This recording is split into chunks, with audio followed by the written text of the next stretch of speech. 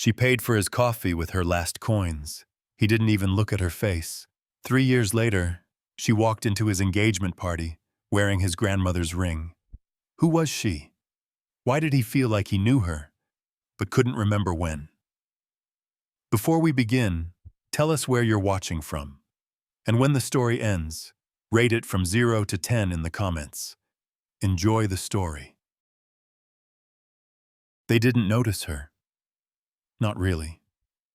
She sat in the back of the room, hood pulled tight, sleeves tugged low, shoes that whispered poverty across the marble floors. To them, she was just noise, background, static.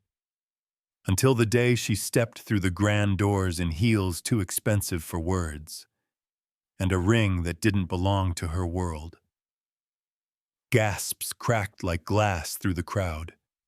Some dropped their drinks, others dropped their jaws, and one, only one, stood frozen, Liam Bennett, the boy who once called her invisible, the heir to Bennett Holdings, the one who had everything, except her.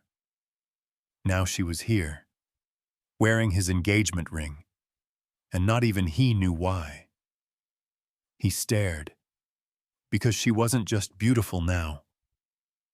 She was dangerous, like a secret that refused to stay buried. And as she smiled, slow, deliberate, devastating, he knew something was wrong. This wasn't a coincidence. This was revenge. She turned, scanning the faces of the very people who used to laugh when her stomach growled in class. She found the girl who once spilled juice on her only coat and laughed, the boy who mimicked her accent, the teacher who marked her late for being too poor to afford the bus. And then her eyes met his again, the same eyes that used to dart away from hers in hallways, that avoided her when she cried on the bench outside the library, that watched, but never helped. Now they watched in fear. He stepped forward. "Maya!" But her smile didn't fade. She raised her hand, let the diamond glint like a knife under light. And in that silence, everyone remembered. They remembered the girl they ignored, the girl they mocked, the girl who disappeared. And they wondered, how did she end up with his ring? And why does she look like she's here to destroy us? 10 years ago, she was nobody. Now, she was wearing power like perfume. And the boy who once turned his back on her was about to realize that ghosts don't stay buried forever, especially the ones wearing your name on their finger. Maya never spoke unless spoken to. Even then, it was often a whisper. She walked to school in shoes with split soles, the cold biting through every step. Her jacket had holes where memories lived, hand-me-downs from strangers who didn't know her name. Lunch was usually skipped, sometimes stolen, sometimes offered with a smirk by someone pretending to be kind. She lived in a rusted trailer behind the gas station, with a mother who worked nights, and silence that wrapped itself around dinner like seasoning. At 17, Maya had mastered the art of becoming invisible. And Liam? He was the kind of boy the world bent toward. Bright smile, polished shoes, family fortune in commercial real estate, with a father who made headlines and a mother who made impressions. He had friends who laughed loudly and teachers who gave him second chances, even when he didn't need them. He was never cruel. But that was the thing. He was never kind either. Not to her. She noticed him long before he ever saw her. On cold mornings, she'd pass him in the hall, his cologne soft, expensive. He walked like he owned the floor beneath him. And maybe he did. He'd glance past her, through her, like her presence was air. But Maya, she noticed everything. The way he rubbed the scar on his wrist when stressed, The way he paused before smiling, like the happiness was rehearsed.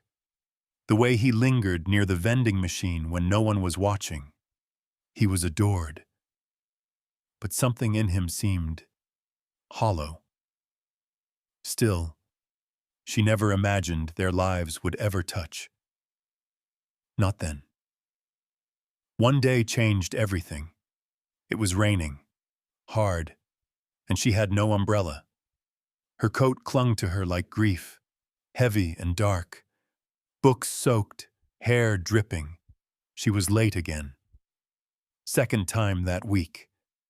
The school secretary frowned, scribbled something, and waved her off. She slipped into homeroom, heart racing, cheeks burning. Everyone turned, some smirked. And Liam, he laughed, quietly. But enough. Enough for her to feel like the punchline in a joke she hadn't agreed to join. She sat down, and she told herself it didn't matter. But it did. That night, her mother was fired from the diner. Wrong order, wrong customer. Maya found her crying in the bathroom, clutching the last paycheck like it was a lifeline. Her knuckles red from scrubbing dishes that would never be clean enough. "We'll be okay," Maya said, even though she wasn't sure how. Even though part of her already knew, this life was designed to keep them exactly where they were. Below. Meanwhile, Liam was at a gala, a fundraiser with wine he wasn't old enough to drink, and people who used words like legacy and portfolio as if they meant love. He smiled for the photos, laughed at the right moments, stood beside his father and looked like the son of a king. But inside, he felt nothing. That night, he lay in bed and stared at the ceiling. His phone buzzed. Girls from school, flirting, pictures. But none of it mattered. Because when he closed his eyes, he saw the girl in the soaked hoodie. The one everyone laughed at. The one who didn't cry. And he didn't know why. But she stayed in his mind like a word he'd forgotten how to say. Weeks passed. Spring came. Maya started working nights at a small print shop, after homework, after making dinner for her mother, after pretending like her dreams didn't hurt to hold. She'd stand behind the counter, organizing flyers, wedding invitations she couldn't afford to imagine, business cards for people with futures. And sometimes, Liam would walk by. He never came in, never said anything. But he looked. And one night, he paused. Just long enough for her to notice. He saw her, for the first time.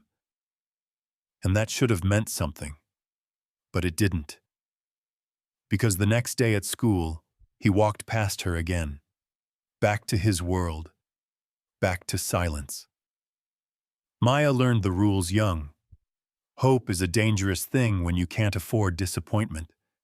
So she locked it away. And the girl who once stared out windows, dreaming of being chosen, decided she didn't need choosing. She needed power. 10 years later, the trailer was gone. So was the girl who wore silence like armor.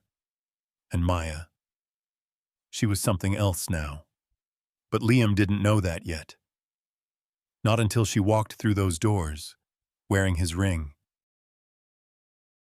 1 month before the gala, Liam Bennett's life was unraveling quietly.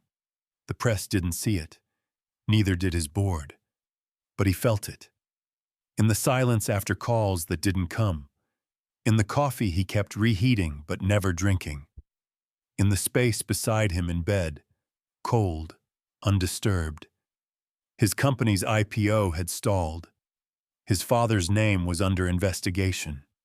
And the woman he was supposed to marry had left with no goodbye. Only a note. You don't need a wife. You need a therapist. It was raining that day. Of course it was. He sat in the back of his car, staring at nothing. His assistant cleared her throat softly. "Sir, there's a situation with the investor summit." He didn't blink. "Tell Simon to handle it." He already declined. A pause, then, "There's someone here to see you." His eyes narrowed. "Who?" The door opened, and there she was. Maya. Not the girl from homeroom, not the shadow he remembered by lockers and broken vending machines. This version of her was sharpened by time, sculpted by hunger, and healed by steel. Same eyes, same quiet. But now, she didn't look away. Liam blinked once, twice. "Maya?" She stepped in, didn't sit, didn't smile. Just looked at him like a memory that had waited too long to be acknowledged. "I heard you need help," she said, voice steady. His brow furrowed. "How did you—" "Does it matter?" she cut in. A silence stretched between them, tense, thick. She finally sat across from him, crossed her legs, took off her gloves slowly, deliberately, like she had all the time in the world. "I have money now," she said. "I have reach, and I have something you don't." He tilted his head, amused, curious, cautious. "And what's that?" She leaned forward, eyes unblinking. Nothing left to lose. She laid out the terms. He needed stability, the appearance of partnership, something clean, safe, romantic. Not another scandal. Not after the headlines. Not after Claire left. Investors wanted security, a future. And nothing said future louder than a love story. A woman by his side. A ring on her finger. She knew all of that. Every pressure point. So she offered it. "I'll be that woman," Maya said. He stared. "You're joking." "I'm not." He laughed once, dryly. "You want to play fiancé? For what? Charity?" "No." She folded her hands. "I want the wedding." That silenced him. "The wedding?" "Yes," she said. 6 months from now. Real venue. Real guests. Public ceremony." He shook his head, baffled. "Why would you want to marry me?" Her voice lowered. "I don't." Then she smiled. But it wasn't warm. "It's not about you." She didn't explain further, didn't offer reasons, and he didn't ask. Because deep down he knew this wasn't about love. This wasn't about healing. This was a game, and he was already in it. That night, he stared at the contract she'd sent. Simple, legal, efficient. 6 months. Public engagement. Media-friendly appearances. Then, wedding. No consummation, no expectations, just optics. And a clause, in the event of withdrawal by either party, a penalty of $10 million shall apply. He almost laughed, but something in him didn't. Because when she walked out earlier, she hadn't looked back. She didn't need him. Not really. But something told him he might need her. Not for business, not for headlines, but for something else. Something older, quieter. A question he hadn't dared to ask since high school. What if she was the only one who ever saw him? He signed, sent it back. And 4 days later, she walked into the office, wearing the ring, his grandmother's ring, the one no woman had ever worn before. She didn't ask. She just took it from the velvet box and slid it on her finger, like it was always hers. From that moment forward, the past began to shift, because now every room she entered paused, every glance followed her, every name whispered hers. And Liam? Liam began to wonder, what had he just invited into his life? And why did it feel less like a business deal and more like fate asking for a second chance? The first time Maya moved into Liam's penthouse, she didn't unpack. She placed her suitcase by the closet, hung her coat on a chair, and slept on top of the bed, fully dressed. Liam noticed. Of course he did. But he said nothing. That became their rhythm, silence, thick and practiced, distance, worn like armor. The headlines loved them. Billionaire heir finds love with mysterious woman. Engagement of the year. Who is Maya Elias? But inside that apartment, they were strangers. He would pour her coffee every morning. She never drank it. She would leave the window cracked open. He'd close it as soon as she left the room. They didn't fight. They didn't touch. They simply orbited each other, like planets pretending not to be made of the same gravity. Liam began to notice things. She never asked questions, never commented on the art on the walls or the view from the 53rd floor. She didn't care for his taste in wine, or music, or books. She was present, but not reachable. She did what the contract required. Public events, smiles for cameras, soft hand on his arm. But when the cameras were gone, so was she. She'd vanish into the guest room, into the shower, into her laptop. He didn't know where she went at night in her mind, but it was far from him. And that bothered him, more than he expected. One night, after a fundraiser, they came home late. They hadn't said more than 20 words between them the whole evening. She was removing her earrings, slow, methodical. He leaned against the doorframe, tired, frustrated. You hate all this, don't you? She didn't look up. Hate what? This, he gestured vaguely. The performance, the illusion, me. She turned to face him then, not angry, not amused, just calm. I don't hate you, Liam. A pause. I just don't owe you anything. He swallowed hard. That hurt more than it should have. Another time they attended a gala. She wore a deep green dress. Elegant, sharp, dangerous. Everyone stared. Liam could barely keep up with the attention she commanded. Old classmates whispered. Former lovers gawked. Investors leaned in closer than they should have. And Maya? She smiled through it all. But when Liam reached for her hand under the table, she pulled away. Softly, but deliberately. Later in the car, he didn't speak. She looked out the window. The city blurred by. You're angry, she said. No, he replied. She turned to him. You're jealous. He didn't respond. And in that silence, something between them cracked.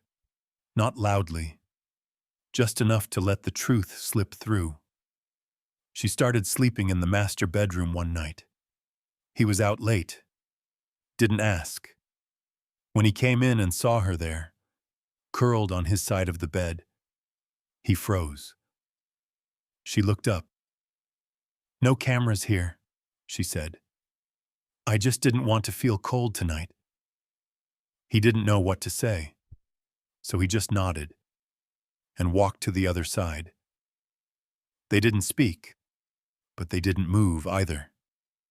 Two bodies, one bed, a silence thicker than history. One morning he caught her staring at an old photo. It was of him, back in high school, arm around a girl, Claire probably, grinning like the world belonged to him.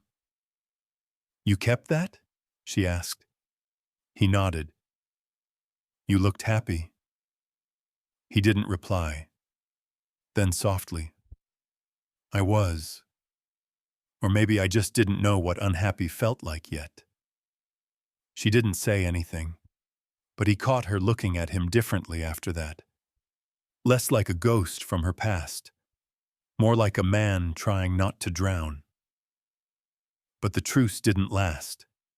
They fought, eventually. It started over something small, a guest list, a name she refused to remove. "Why him?" Liam snapped. "You dated him."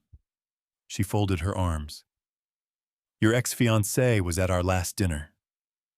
"That was business, and this is mine." He stepped closer. "I don't like surprises." She stared at him. "You should have thought of that 10 years ago, Liam." Boom, there it was, the past, finally bleeding into the room. He stared at her. "You're still angry." She almost laughed, but it sounded too much like a sob. "I'm not angry," she said. "I'm just not stupid anymore." Later that night, he found her in the kitchen, cup of tea in her hand, staring out the window. The rain whispered against the glass. "I don't know who I am with you," he said softly. She didn't turn. "That's funny," she whispered, "because I've never been more certain of who I am." A pause. "I'm the girl everyone ignored, and now they can't stop watching." He left the room, but her words followed. Maya sat on the edge of the bed, hands wrapped around a teacup she hadn't touched in hours. The steam had long faded. The tea was cold, but she held it anyway, as if warmth could be remembered. Liam passed by the doorway, paused, said nothing. Just watched her in the dim light, framed by silence and something else, something heavy and unnamed. He noticed she hadn't taken off her heels, and for the first time, he wondered how much pain she was carrying beneath her poise. Later that night, he found her asleep at the kitchen table, face buried in folded arms, laptop still open, a document half written. He stood there for a while, unmoving, listening to the soft rhythm of her breath. Then quietly, carefully, he draped a blanket over her shoulders. She didn't stir, but her hand twitched, like she almost reached for something in her sleep. He watched it, and didn't move. Days passed like breaths held too long. Maya began waking before dawn. She'd sit by the window, scribbling in a notebook she never let him see. One morning, she left it behind, by accident. He found it while clearing the table.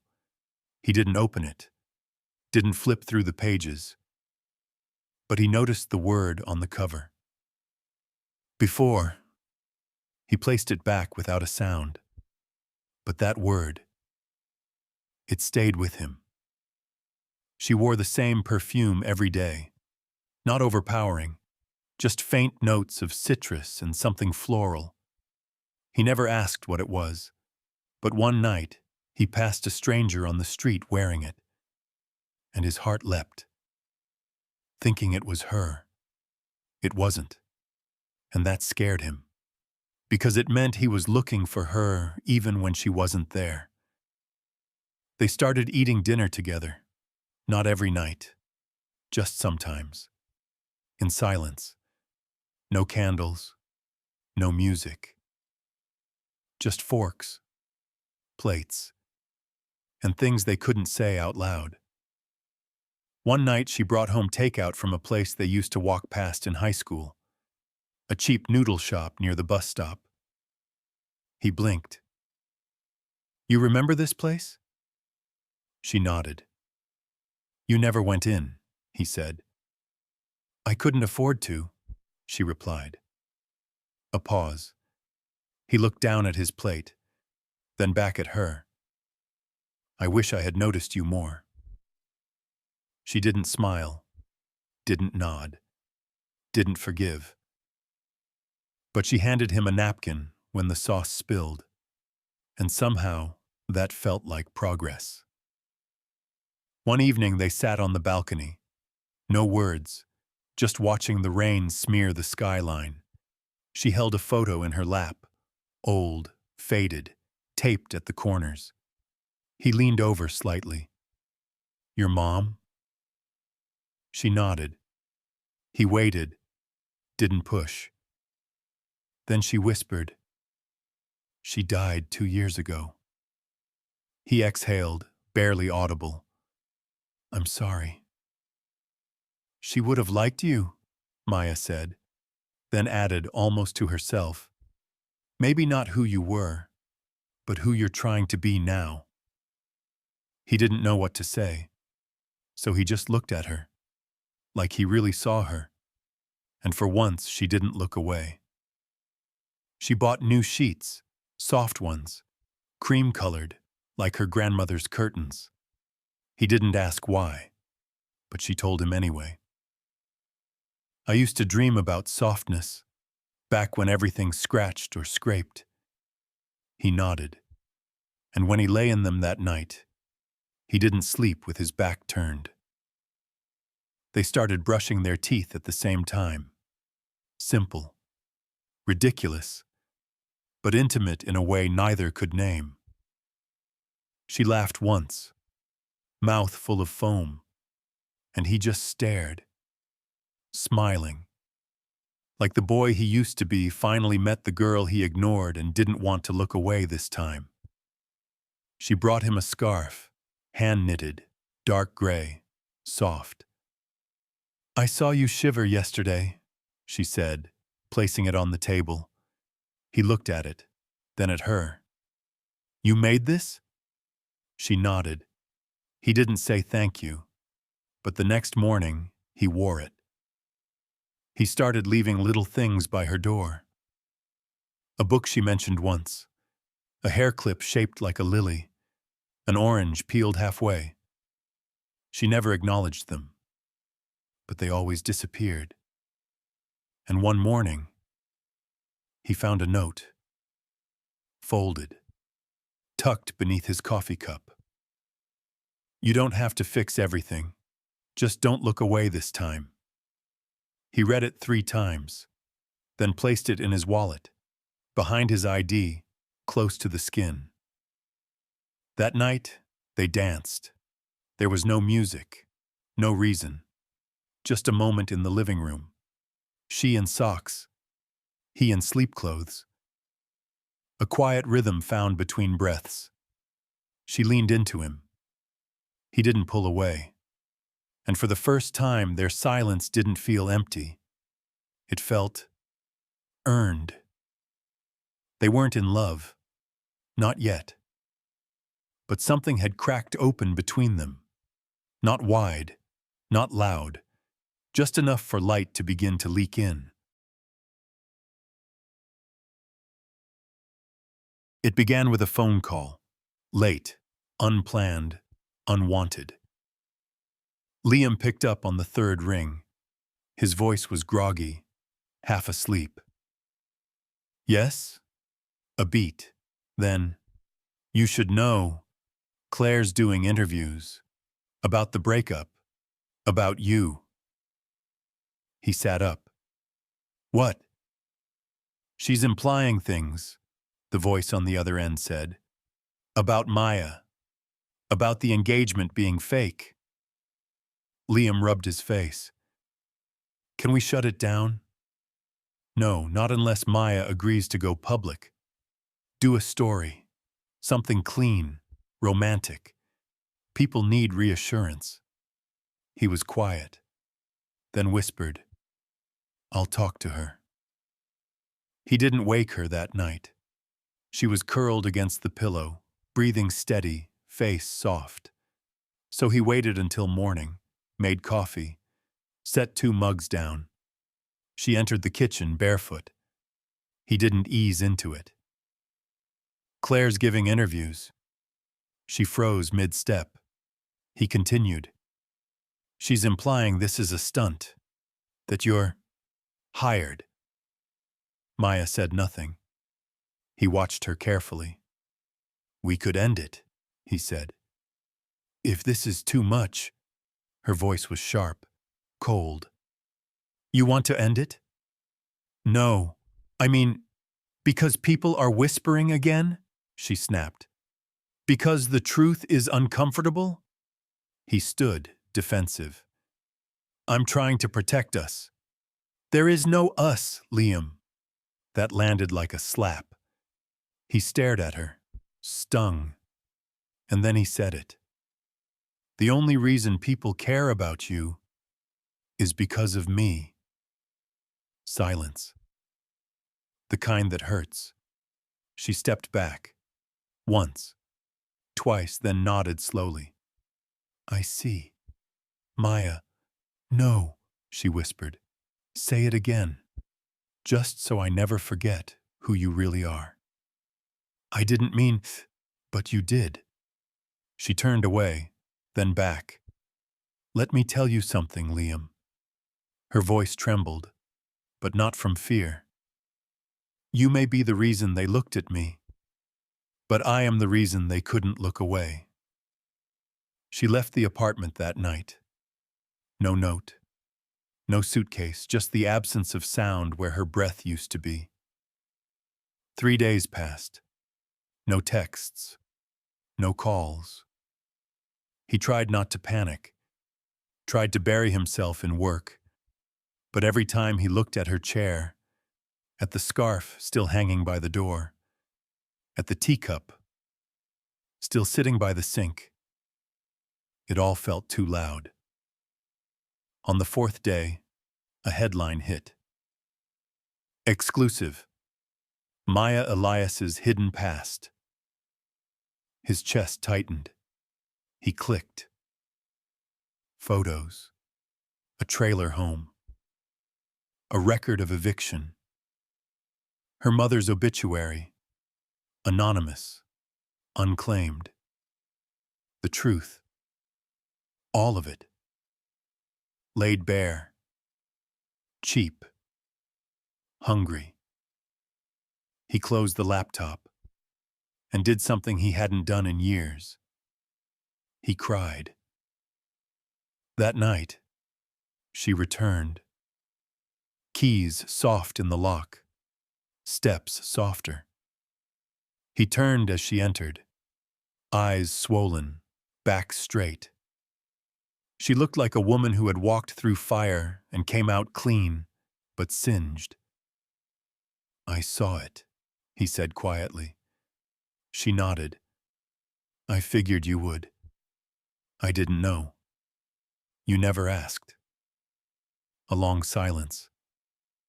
He stepped closer. I'm sorry. Her eyes filled, but didn't spill.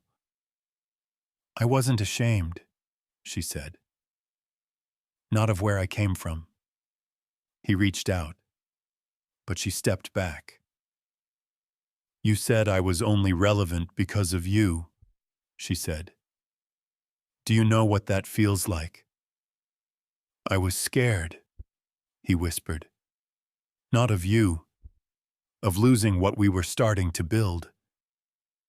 We weren't building anything, she said. You were performing. I was surviving. But I want more, he said. I didn't know it until it broke. But I want more. She laughed once, but it wasn't joy. Wanting more doesn't mean you're ready for it. He stood there, hands open, heart open. She looked at him, and for the first time in weeks, she looked tired. I need space, she said, then added softly, and you need truth. She left again. Not in anger, not in fury, but with the quiet resignation of someone who has waited too long to be seen whole. He stood in the doorway, alone, breath shallow, and for the first time in his life, Liam Bennett felt small. The apartment was quiet without her. Too quiet. Liam hadn't realized how much space Maya filled. Not with sound, but with presence. He moved slower now, opened drawers softly, closed doors gently, as if not to disturb a memory. On the 5th morning, he found her scarf still hanging by the door. He didn't move it. Instead, he touched it. Just once. Like it might forgive him. He didn't cry this time, but the ache didn't leave. That afternoon, he visited the neighborhood where she grew up. He left the Bentley at home, wore sneakers, walked. People stared. Some recognized him. Most didn't. He found the old gas station.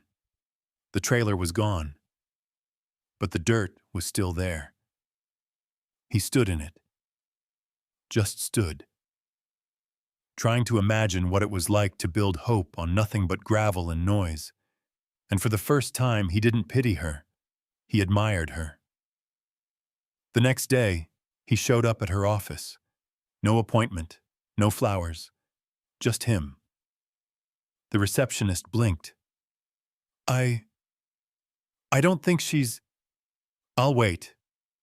And he did. Hours, until Maya walked in. She didn't stop, didn't greet him, just walked past. But he followed, to the elevator, to her floor, to her door. Just 2 minutes, he said. She paused, didn't open it. Why are you here?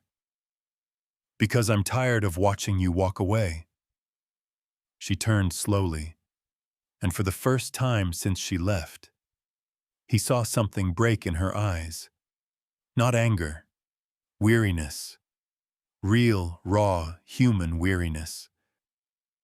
They sat in her office.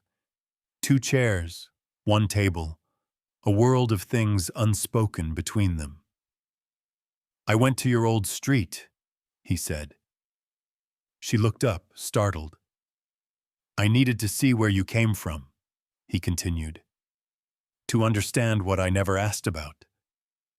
She said nothing. I'm not asking you to come back, he said. I'm asking to start over. No lies, no cameras, just us. A long silence. Then Maya whispered, Why now? He looked at her, truly looked. Because when you left, it felt like the first time I'd ever been abandoned for something real. And it made me realize I don't want a life where love is just part of the performance. Her lips trembled, but no tears fell. Words are easy, Liam. He nodded. So he reached into his pocket, pulled out a folded piece of paper, and placed it on the table. She opened it. It was the contract. Torn in half. Signed. Voided. Null. He said quietly, I don't need this anymore. Maya stared at the pieces, then back at him. You think that's enough? No, he said, but it's where I begin. They didn't speak again that night, but she walked him to the door, and when he left, she didn't close it all the way.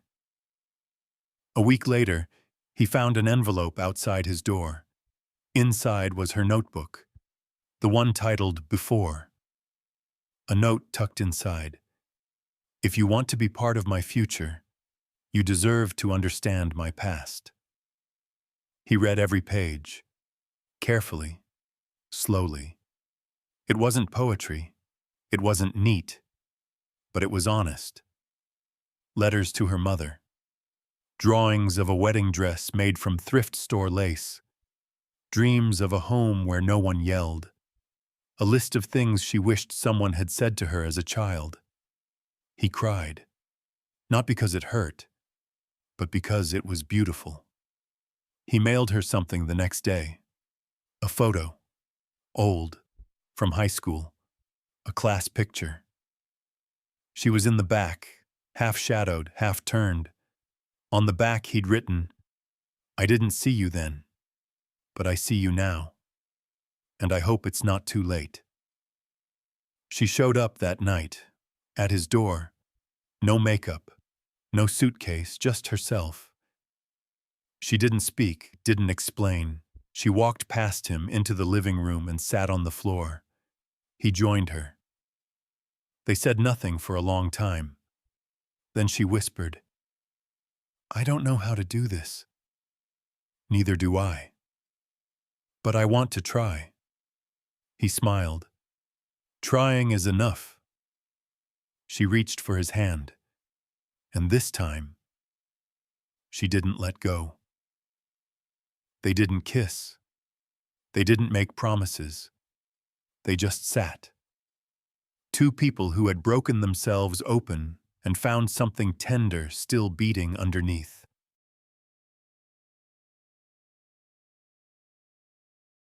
The invitations had already gone out, before the contract was torn, before the walls came down, before he knew what love really sounded like. Maya stood at the edge of the ballroom, the one they booked months ago, for a wedding neither of them expected to want for real. Guests arrived in tailored suits and borrowed grace, some for gossip, some for glamour, and some because they truly believed this was love. She watched them all, eyes calm, dress simple, hair pinned with quiet elegance. The diamond ring still sat on her finger, but this time, it didn't feel borrowed. It felt like a question, and today, she'd answer it. Liam stood alone in the dressing room, black suit, gray tie, shaking hands. He stared into the mirror, not fixing anything, just breathing. He heard the murmur of the crowd, the hush of violin strings, the weight of everything unspoken pressing against his ribs. There was no script now, no contract, only choice, and for once in his life, he wanted to choose something real. Outside, the music shifted. Chairs creaked. Phones were silenced. The door opened, and Maya walked in. Alone. No bridesmaids. No escort. No veil. Just her. A girl who once had nothing, now choosing everything. Liam turned, and time, the noise, the flash of cameras, the weight of legacy, all fell away. She walked to him slowly, step by step. No smiles, no performance. Only breath, only eyes, only them. The officiant began. Words blurred. They didn't hear most of it. Until... Do you, Liam Bennett? He interrupted. Wait! Gasps. Maya blinked. He turned to the crowd, to the press, to the ghosts, then back to her. "I need to say something," he said. She didn't stop him. He cleared his throat. "I met Maya Elias when I was 17, and I didn't see her. Not really." He turned to the guests. "But she saw me. She saw a version of me that didn't deserve her attention, and she gave it anyway." He looked back at her. "Wow. When we started this, it was a lie. But every moment that followed, every breakfast, every silence, every time you didn't look away, was more real than anything I've ever known." He stepped closer. "If you walk away right now, I'll understand. Because I've failed you in ways you haven't even told me yet. But if there's still a corner of your heart that can forgive me, even a little, then I'll spend the rest of my life learning how to deserve it." A beat. Silence. Then he reached for her hand, not to place a ring, just to hold. "I love you, Maya. No conditions, no contract. Just this, whatever this is, and whatever it becomes." She stared at him for a long, terrifying second. She said nothing. Then her lips parted, softly. "I didn't come here to marry you today." His chest tightened. She squeezed his hand. "I came here to decide if I could believe you." A pause. "And I do." The room exhaled. She took a breath. "I love you too, Liam. And not because you fixed me, but because you saw me before I believed I could be seen." She stepped forward. No kiss. Not yet. Just two foreheads touching, two hands woven together, and an old wound closing quietly between them. The guests rose. Applause scattered. Some clapped. Some cried. But none of that mattered, because for once they weren't the story. They were the truth. Later that night, when the ballroom emptied, Maya took off the ring, held it in her palm, then slipped it back on. Not for the cameras, not for the crowd. For herself, and the girl she used to be. Liam watched her from across the room, eyes soft, heart steady. He walked to her. "Dance with me?" She looked around. No music. He smiled. "We've never needed it." And under the golden chandelier, they danced. Slow, real, unchoreographed, like the world had finally learned to quiet down just long enough for two broken people to choose each other. It rained the morning after the wedding. Not heavy, just soft, like the sky was exhaling. Maya sat by the window, barefoot, blanket around her shoulders, the ring on her finger catching the pale gray light. She didn't move, didn't sip the tea in her hands. She just watched the city breathe. And for the first time in a long time, she wasn't waiting for anything. Liam woke to find the bed empty. He followed the scent of mint and quiet. She looked up as he entered, offered a half smile. "Still like it silent in the morning?" he asked gently. She nodded. "But you can stay." So he did. He sat beside her, wrapped his hand around hers. Neither spoke. Because not all healing needs volume. Sometimes it just needs presence. Later, they walked through the park. No security, no schedule, just two people and wet leaves beneath their feet. They passed a vendor selling scarves, colorful, unnecessary. But she stopped. picked up one, sky blue, frayed slightly at the edges. He raised an eyebrow. "You already have a dozen." She wrapped it around his neck. "This one's just for walks." He smiled, didn't argue. She wrote again, not in the before notebook, but a new one.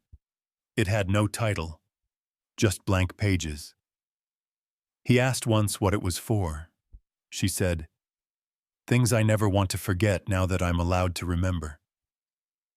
He built her a shelf, small, crooked, but handmade. She placed it by the window, filled it with old books, cracked spines, and one photograph. Them.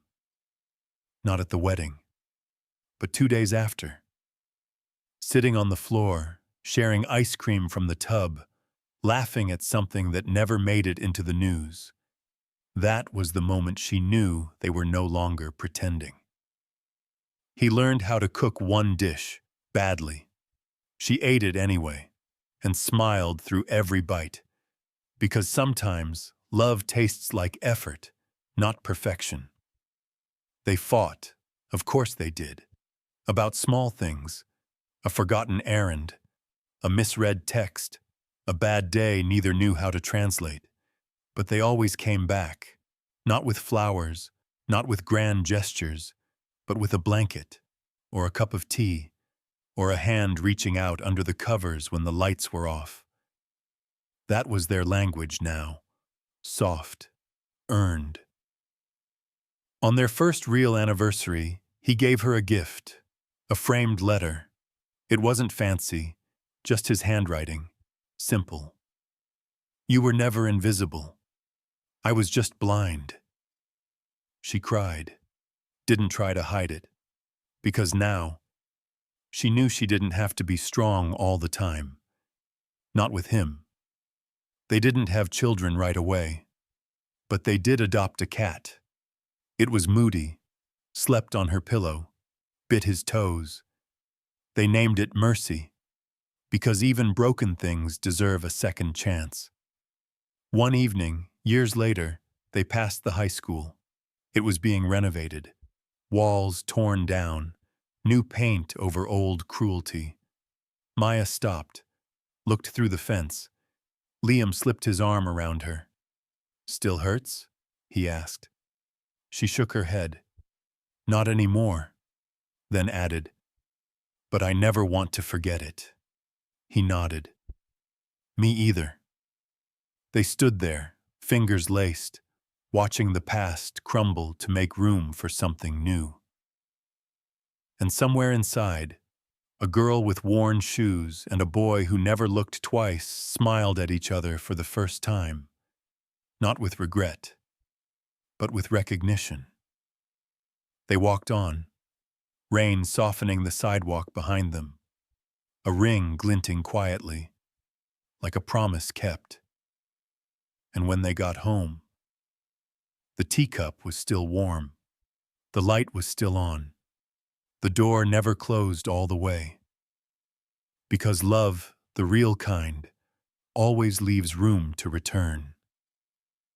If you made it to the end, leave A in the comments, because some stories don't scream, they whisper, and they heal.